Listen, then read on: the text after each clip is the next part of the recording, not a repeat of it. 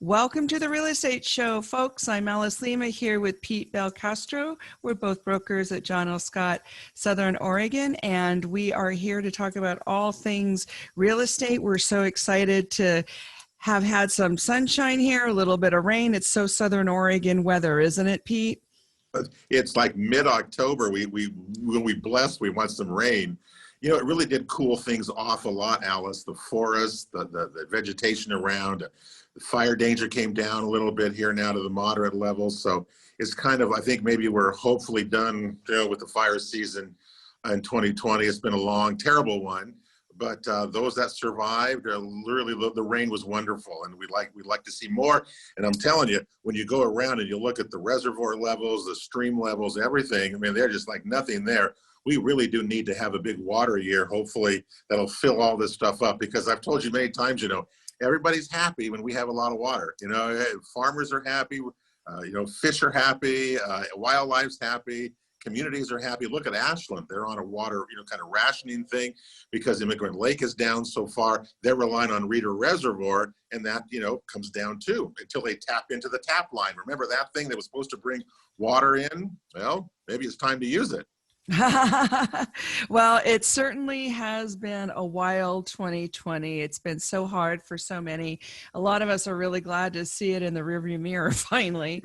But let's talk about housing and what's going on in some of the little ups and downs of our market. We've got some new market stats that came out from September. And what we really want to do in today's show is kind of take a look at our market watch, our John L. Scott market watch today, and kind of come back with what are strategies that you use if you're buying or selling right now. I mean, look at this. We have such low inventory levels, as we know, which is just historically low. We have historic low interest rates, so those combined things have really made the market volatile and interesting and dynamic. And you better be prepared if you're buying or selling what to expect. And that's what we're going to do on today's show. And if you're a seller, you don't want to automatically count on having multiple offers. And if you do have multiple offers, we're going to give you some suggestions of how to sort through it all. So Pete and Alice will be back shortly. We're going to have a message from one of our wonderful sponsors. We appreciate them so much. They keep us going every week. Right, Pete? Absolutely, we do. And the three of them, John L. Scott, Rogue Valley Association of Realtors, and Mutual of Omaha Mortgage. We love them all. Guy Giles and Mutual of Omaha. So don't touch that dial. Pete and Alice Market Watch will be right back. It's going to be a very interesting show. Stay tuned.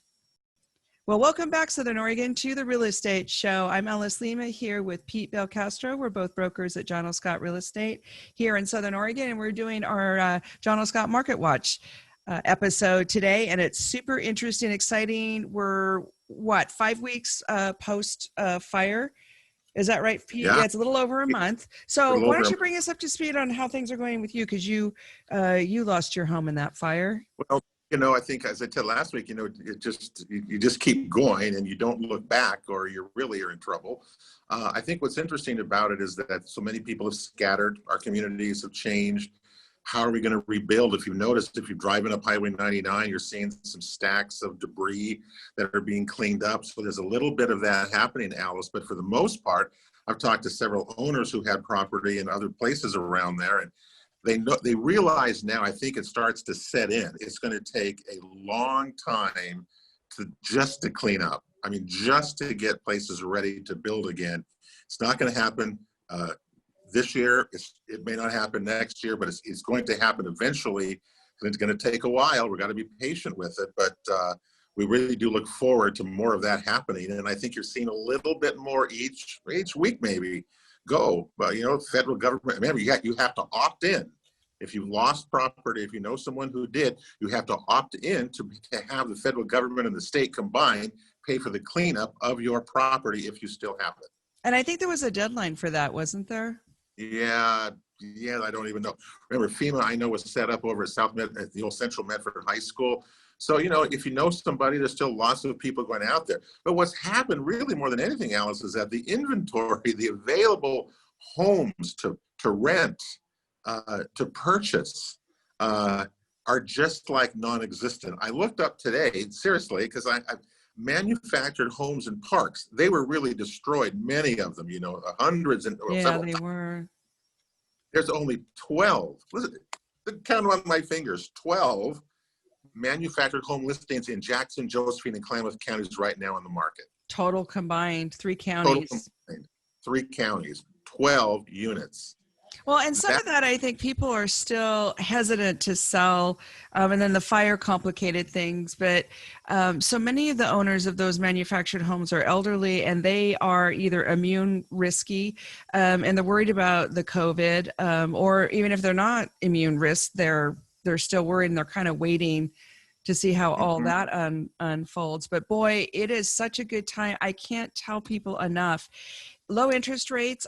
Yes, it's great for the buyers, but it really is an opportunity for the sellers, because we don't know what's going to happen next year after the election, blah, blah, blah, blah, blah, blah, blah, fill in the blank. But boy, right now, if you were to put your house on the market and we could arrange for you to have a place to go, you would do really well. Well, you're right. Let's just compare September, okay, the month that just completed, and now we're halfway through October. So you end up with pending sales up here 17%, okay, from a year ago, but listings were down 21%. And if you look overall right now, I just checked it again, Jackson County, with there's 315 residential listings over across the county. A year ago, we had about 900. We are down 63%, if you can believe that, from a year ago, 63%. Josephine County is even worse, Alice. There's only 140. And we're talking about the entire county available. And the thing is, many of those have been on the market for a while. Some of those have been really not very good properties either, because the new ones are coming on. The days on market was historic in Jackson County. 12 days was the average. Okay, the average was 12 days, and the sellers got 99% of their asking price.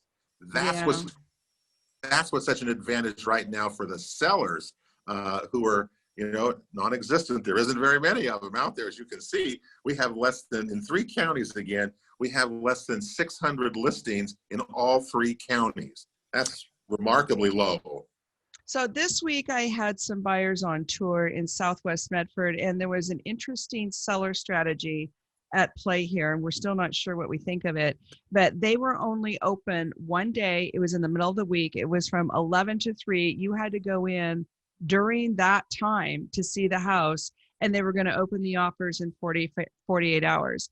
So my buyers were actually offended by that. We did go look at the property, but they were very put off by that approach. And that's not to say the seller who arranged that or the agent that arranged that, they might have had real human needs around that whole thing, but they just thought if you're going to do that, they should do it on a weekend. So even though it is kind of a seller's market, I think you want to be careful how heavy-handed you appear. And if you're going to have to do something out of the ordinary like that, or that it's very limited, that it's limiting the market access, that you explain that in the listing so that people, because if your deal doesn't work out and you got to go back on the market, you don't want people to remember that bad taste in their mouth. And what was the price range of that particular property you're talking about? It was just over 300. So it was what used to be 275 or 280 before the Corona. That's now 315. All right. So what you're saying is that if you're in that price range, okay, that 280, I was just saying it was 280. I'm sorry, the 300, right? It was just over 300, but I was also that was those houses used to sell before March in the 275 to 280, and now it's gone up to a little over 300. And that is exactly what's happening. It's the number one selling price range you're talking about right there. So agents then, so they're saying, well, we're going to come, we know. So I think that's what they're telling us. They know they're going to get multiple offers in that price range, right? So they're just preparing, I guess, everyone for that. But you're right. A lot of buyers won't participate in those and say, no, we'll just move on. But a lot don't. And so that's the risk you take. Do you do that? Do you participate, or do you walk away and look for something else? And it really just depends on the price point, how you organize it and all that. But just, I just wanted to put a bug in any seller's ear. If they're thinking about doing something a little too creative, just explain it online. Because gosh, we sure have a lot of back on markets, in some neighborhoods as much as 20%, maybe even a little higher. So if buyers are rushing in to make these decisions without thinking it all the way through, and then they back out, you just want to make sure that as a seller, you're prepared to go back on the market and that you have a welcoming, relaunch. Yeah, you really do. One of the things also happened out in terms of the stats, I think the market has been really steady. It hasn't really increased. And you notice this week in our meeting, our John Scott meeting, it looked like I think it was on August the 30th. I think if I remember that date right, August the 30th was the peak of the asking price. From then on down, the asking prices is nationally now. The asking prices have started to come down now. So we've hit that peak. So sellers also need to be aware. Don't you think, Alice, that it's not just I'm going to go put it on the market at any price that I want and someone's going to come and buy it, right? And that still doesn't work. Right. And also we have low appraisals happening again. I mean, these poor buyers are going into contract because they can. And then, gosh, we just had another dramatic situation. I had, let's see, did I have the buyer or the seller? I had the buyer. Okay. And they had a $22,000 short this week in their appraisal, and we were thinking it might come in like 5,000 under. It came in over 20. So, and we still have to work that out with the appraiser because we all are objecting to that. But it's hard to get the appraisers to change their mind. $20,000 on an appraisal differential from the price is really high. And that is really huge. So, right. And as a buyer's agent, when we have the buyer say, we still run comps, we don't want to offer way over if we're worried about that. And so in these situations, the appraisers give you a day or two to go back and send in, your extra comparables and try to, show that they're wrong.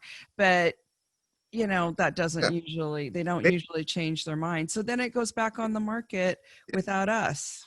Alice, maybe you can explain what your options are when you have an appraisal that comes in low. What are the options for buyer and seller that you kind of deal with that make them come to a decision here on this? Because you have a conflict, it's got to be resolved. Well, you have a shortfall, and if I have the seller, I talk to the seller ahead of time. If they're listing a little bit high, I prepare them from the beginning that the appraiser that comes with buyer number A is going to be pretty close to the same as buyer number B and C, because one of the options the seller has, of course, is going back on the market and trying to find a different buyer, but they're all going to come in kind of that range. So then somebody has to make up the shortfall. And traditionally, the buyer's agent will put in an addendum saying, this is the new price based on the appraisal. And usually buyer has extra funds, then they make up the difference or they split the shortage with the seller. So if you're writing offers as a buyer, that's one of the things you can do is say that you will waive the appraisal, or if the appraisal comes in short up to so many dollars, you will make up the difference. But that means you're overpaying, basically. It means you're overpaying and end up in the hole to start with. So that's a tough situation. But again, so it's really beware that this situation is out there in terms with appraisals. So these look, we had an 11% increase in just equity in a 3-month period from a year ago. So our prices, remember we had our county assessor was on a few weeks ago with us, right? And the assessor there and said that our price overall was going to be roughly 7%. We're higher than that now, Alice. That was on January 1 of 2020. Here we are coming into our new year, and I think we're going to go higher than that 7%. It seems anyway, just from what we're looking at and what's being sold out there, especially month after month. It seems we're just seeing almost double-digit increases. I'll tell you that where it's really increased is in rural properties. Wow, and that's because of the COVID. Well, they've increased. I mean, in Jackson County, I think it was the 10 acres or more. The increase, the median price was 35% higher this year than it was a year ago. Yeah. So rural properties are really in demand, and the value there is just increasing at a higher rate actually than it is in just the residential areas themselves. It's the rural area that's really driving up a lot of that. Well, and we saw that start during the shutdown. Remember, we talked about that on this show, and we said, "Oh my gosh, are you watching the prices?" And people are cash buyers are outbidding each other on these rural properties that we couldn't give away a year ago. Yeah. And so that's where we go. And so it's still, remember it was in June of this year that we noticed it was the first time that the prices over half the sales were 350,000 or above. Remember that? That started in June. Well, here we are this last week. I'll just give you it hasn't changed. It has not changed, Alice. 53 of the 89 sales in Jackson County were above $350,000. Wow. Median price was over $400,000 last week, just in Jackson County alone. So that tells us an awful lot. Josephine County had 21 of 35 closed sales were above $350,000 there too, and they had a median price of almost $400,000 as well. So Josephine County, wow. Yeah, we're almost even. Jackson and Josephine last week were almost even on every category that we saw in terms of price and median price, days on market, and things like that. It's very, very low days on market, historic lows, 12-day average, Alice. That's just remarkable. Well, and we've got a break coming up, so we want you to stay with us because we've got a lot more, not only statistics of what's going on in this historic housing market here in Southern Oregon, but also some predictions and some things you can do if you're buying and selling in this market. So come right back after these messages. Well, welcome back, Southern Oregon, to the Real Estate Show. I'm Alice Lema here with Pete Belcastro. We're both brokers at John L. Scott Real Estate here in Southern Oregon, and we have so much to talk about today on our John L. Scott Market Watch. And Pete and I were just talking during the break that there's some interesting revival going on in the Burn area. And Pete, you were saying something about talent, something about happening in talent? Well, I don't know if it's happening. What's really going on is, well, what do the remaining homes that did not burn do, and how are they going to sell? And the issue is that they're not selling. There just aren't any available to sell, Alice. There's 2 listings in Talent. I'm sorry, Talent had 5 as of the end of September. There may be a few more. We're in October now. Phoenix had 2 listings in the community at the end of September. Jacksonville had 6. Northwest Medford had 7. East Medford, the number one area that we sell in the entire county, has only 61 listings. That's down in East Medford almost 70% from a year ago. So if you look overall here, what do people have to choose? So we have this disaster which destroyed 30-some hundred buildings and structures, and now people have scattered, and where do they go? You have, as we tell you, you have 12 manufactured homes for sale in 3 counties. Well, but what's shocking is that people are actually moving into the burn area while there's still cleanup being done, while there's active cleanup being done. And I'm not saying, I'm not a scientist, but Medford Estates, I think, is an excellent example. Most of that park burned. They're still actively doing cleanup. Some of the homes were spared, and you just had a sale there. Well, I did. Yeah, you just sold one of those homes that was left. Alice, we could have sold that home 50 times. Okay, I mean, seriously. What did you list it at? It was listed at $85,000 before the fire, actually. So what was it listed after the fire? It was the same. We did not change it. We were not going to take advantage. Oh, that's good. People. And the sellers there wanted someone who was a fire victim to buy it. Can you do that? Can you make that kind of a? Well, you can ask them. I mean, well, they were all fire victims that didn't. Right. Right. That's true. Fire victims. And we could have sold it 50 times because people are so desperate for a place to go. The water's back. Look, Alice, the water's back on. The power's on. The sewer's working. Everything's working there. You're in the back of the park. You really don't see much of taking place. The issue is going to be is how do you clean it up and keep kind of the toxic, because they're piling. Have you seen it on 99? They're piling. Yes. And they're taking that to Boise Cascade to be contained, to put it into containers and then hauled away. Wow. Oh, interesting. how that's working. So we're beginning to see that. But I mean, people are just so desperate, you know, especially fire victims, of trying to find anything here. And so even if it is in a burned park, in the back of it, you know, you can't even see, you wouldn't even know it was burned. This was so strange about it. They're buying and selling in there because people are, some people want out, you know, and some people want in. And that's supply and demand. And that's where we are. They're getting their full prices. There's no question about that. But again, there's just no listings. There's just nothing, very little bit available. I talked today, yesterday actually, with Danielle Remley, you know, from Sterling West Property Management, about what the rental situation was and how they were handling that. And Alice, it's the same thing that I would go through, or someone would go through, trying to sell a manufactured home right now, or a small home for $200,000, $250,000. There's just so many people coming to you. So many stories are being told about loss and trying to find a place, that you just become overwhelmed by it and trying to help this.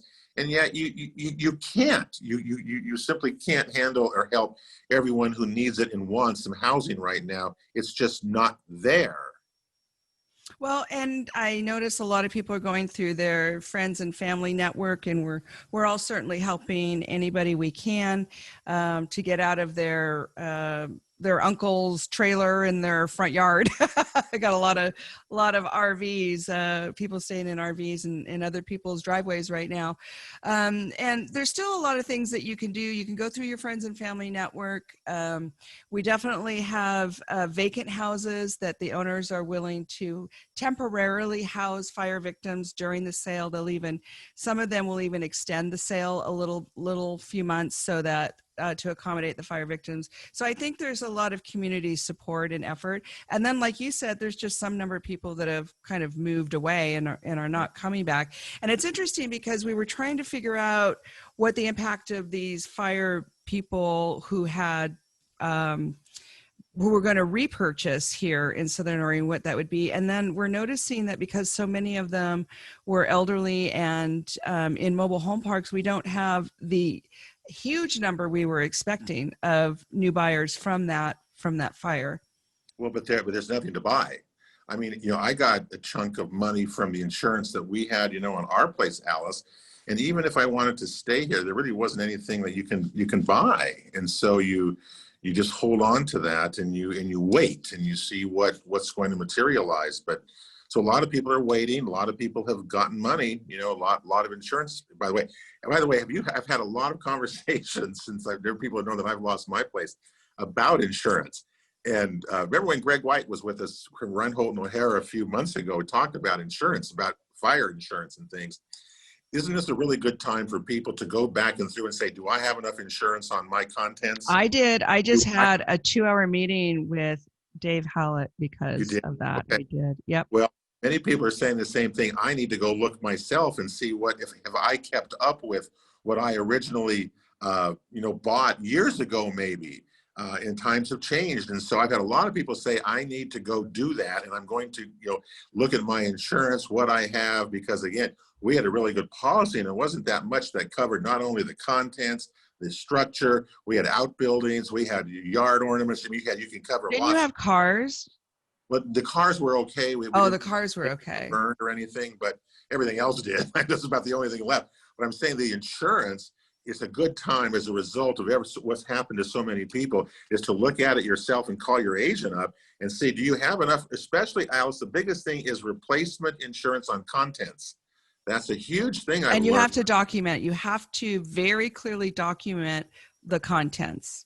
You can't just say I had a $5,000 TV. They won't believe you. Yeah, if you have pictures, it really makes a big difference. Be prepared, because like we say, we went through it. You never think it's going to happen to you until it does, and then it's too late. So, it's a good indication. People say, I need to go look at my insurance policies and see what I have, because I may have to update them to cover what I want. Because the worst thing you do, and I've talked to several people also who were underinsured, who didn't cover even the loss of their unit or their place.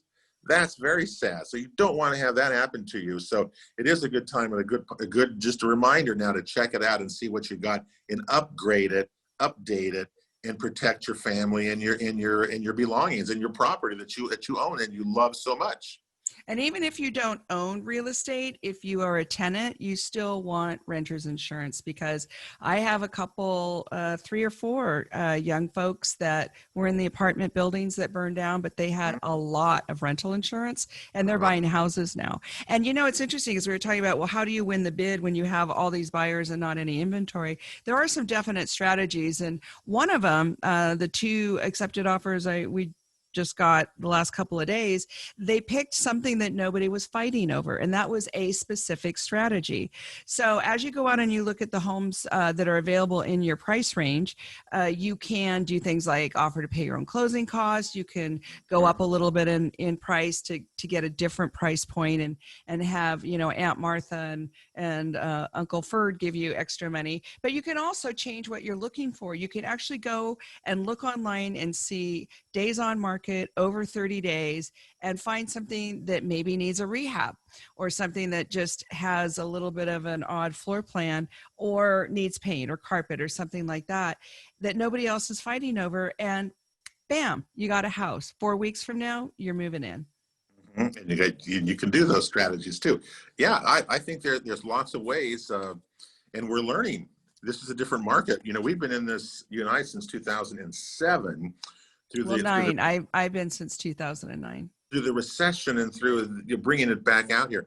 This is nothing we've never experienced this, because it's the low interest rates and now the low inventory combined make this such a dynamic thing. And again, we've always said now for how many weeks or months now, we've never been able to say this is the best time to buy a house and it is the best time to sell a house, all in the same sentence, because it really is true, and we're seeing it. Well, and that just doesn't happen. That combination of it's good for the sellers and it's good for the buyers. And I think, because of the uncertainty of the economy and the long-term effect of the corona on the economy, if you are thinking of downsizing, now is an excellent time, especially in Southern Oregon, because we still have all these people from the other parts of the United States where they have urban problems, I guess we'll call it. And they will have a lot more, they'll have a lot more patience and a lot more financial ability to purchase some of these big houses that literally, Pete and I talk about this, 2 years ago, we couldn't give away. Some of those properties were on the market for 2 years. And right. Now the days on market for the luxury homes, the big spreads out in the countryside, I think it's down to like 4 or 5 months or less. Okay, but what's happened there in the luxury market, Alice, is that we had in July, in August, and even in the first part of September, we had a number of $1 million plus sales go through here. Remember that? There were just a bunch of them went through. All of a sudden, we have not had one luxury home sale in the last 2 weeks. So, and that's more like our speed here, because here in Southern Oregon, $1 million is a lot of money, but it's the people from Minneapolis and Dallas and LA and Seattle and places like that. They can get that out of their condo. Right. But we have not had a luxury home sale now for 2 weeks in all counties. So, but there's still a lot of buyers out there for that. I think the prices went up. Well, they may have, and maybe they're going to have to come back down, because I think so. We went through a thing, and all of a sudden now they're just kind of sitting there. So, people, again, I've learned one thing, and you have too.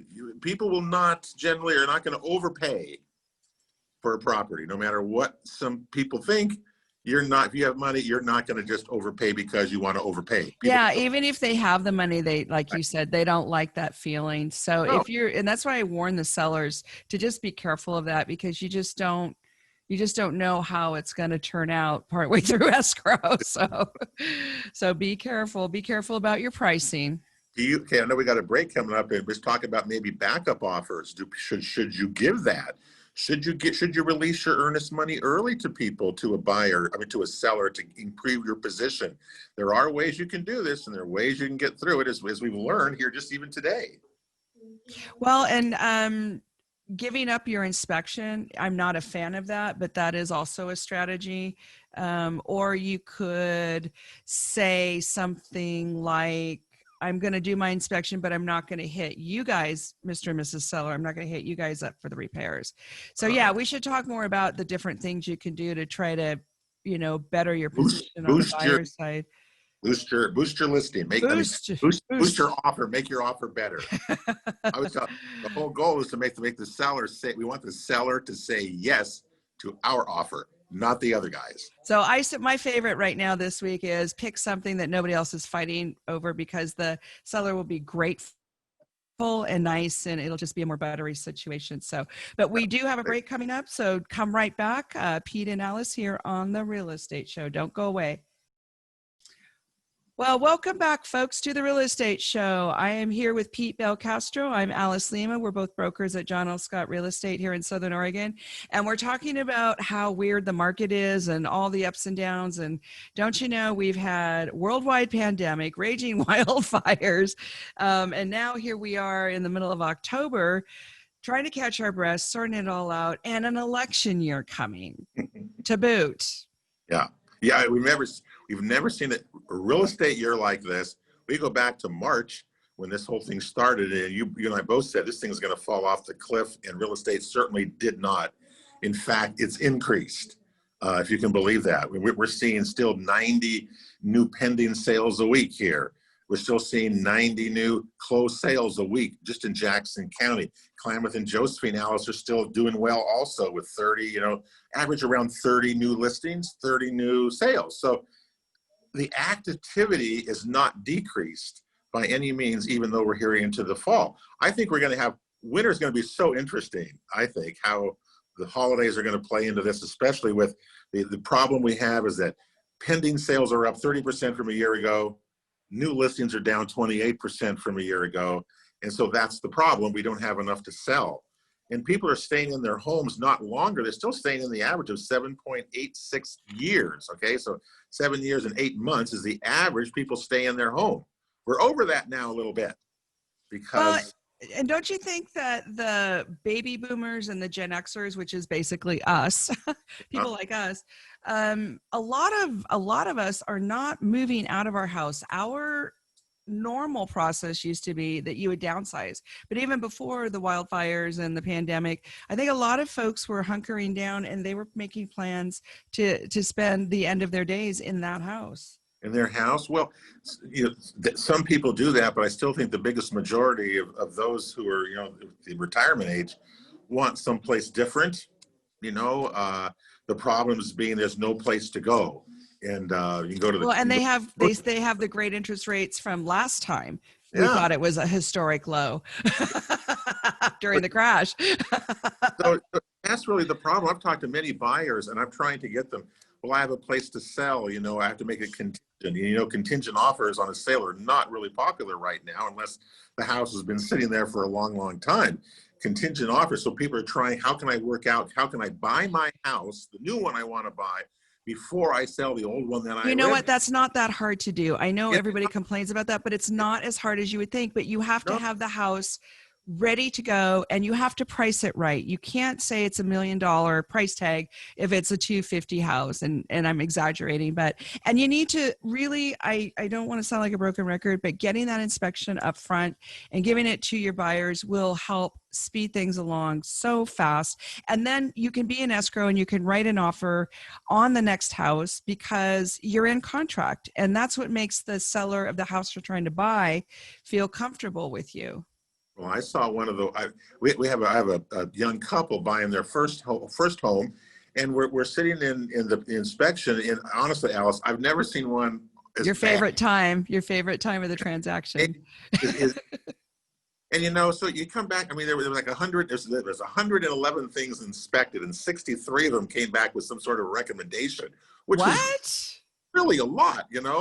Including the sewer scope, which you always advocate for, as well. Was there something wrong with the sewer? No, it wasn't right. But the point being, the seller would do nothing. The seller just says, this is the way it is. If you don't like it, I'll take it off the market. I'll put it back on. I'm going to get multiple offers again. I'll go find somebody else who won't care about all my problems. That's what they said. But in the meantime, as I try to tell the other agent, is that the next buyer is going to find the same things as we have, Well, actually, yeah, totally, or more. So I do agree with you. If you can provide that pre home inspection, it'll just save you and your buyers, the sellers. It'll just save you so much headache time dealing with this, because again, buyers, many times the sellers think their home is perfect, and the buyers come in, you have an inspection, and you see all these things that you've never done, and it just creates conflict. It's the number one reason in real estate a transaction breaks apart is over a home inspection. And it's somewhat preventable because you can find out ahead of time what's going on in your own house, and you can fix it, and then you can feel better and sleep better and not worry about losing your buyer in the middle of escrow. And if you're in escrow and during the inspection period, the buyer can, get out of the contract pretty easily. And so then, like, what if something better comes on the market? What if the market is changing right when you're in escrow, Mr. and Mrs. Seller? And then all of a sudden the buyer leaves and you got to start over, and you still have all these repairs to do. You're right. And do you encourage backup offers, Alice, right now? I love backup offers. I just think those are the best things since sliced bread.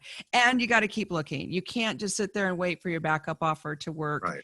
You gotta, And I think, having multiple backup offers is not a bad idea. I wouldn't have more than 2 or 3, but it doesn't hurt in this kind of a market to have that out there, because you never know when you're going to get that phone call, and you don't have to buy that house. If you've moved on to something else, then you get the phone call and you say, no, I'm going to pass. Yeah. Well, multiple offers out there, how you strategize with them, how you play this whole thing out is really going to take place. And you need to have a good agent to help you through this, because, the worst thing you can do in real estate is really find a place that you want, and you're not ready to actually buy it. You're not ready to, to go all in for it. And that creates, can create problems for yourself. So we want to be smart real estate consumers in whatever we do. And in this market in particular, you have to be ready on all fronts. Buying, selling, whether your loan or appraising, everything's got to come together for you, and you got to be ready to do it, and you can be successful even in the inventory.